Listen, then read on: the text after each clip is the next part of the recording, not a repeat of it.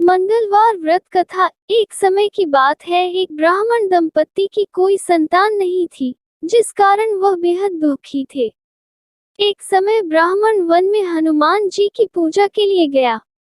वहां उसने पूजा के साथ महावीर जी से एक पुत्र की कामना की। घर पर उसकी स्त्री भी पुत्र की प्राप्ति के लिए मंगलवार का व्रत करती थी।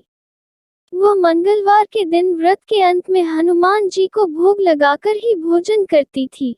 एक बार व्रत के दिन ब्राह्मणी ना भोजन बना पाई और ना ही हनुमान जी को भोग लगा सकी। उसने प्रण किया कि वह अगले मंगलवार को हनुमान जी को भोग लगाकर ही भोजन करेगी। वह भूखी प्यासी 6 दिन तक पड़ी रही। मंगलवार के दिन वह बेहोश हो गई। हनुमान जी उसकी निष्ठा और लगन को देखकर प्रसन्न हुए। उन्होंने आशीर्वाद स्वरूप ब्राह्मणी को एक पुत्र दिया और कहा कि यह तुम्हारी बहुत सेवा करेगा। बालक को पाकर ब्राह्मणी अति प्रसन्न हुई। उसने बालक का नाम मंगल रखा। कुछ समय उपरांत जब ब्राह्मण घर आया तो बालक को देख पूछा कि वह कौन है। पत्नी बोली कि मंगलवार व्रत से प्रसन्न होकर हनुमान जी ने उसे ये बालक दिया है।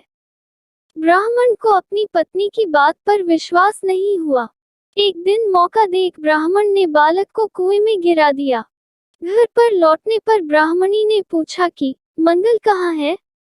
तभी पीछे से मंगल मुस्कुरा कर आ गया। उसे वापस देखकर ब्राह्मण आश्चर्यचकित रह गया। रात को हनुमान जी ने उसे सपने में दर्शन दिए और बताया कि यह पुत्र उसे उन्होंने ही दिया है।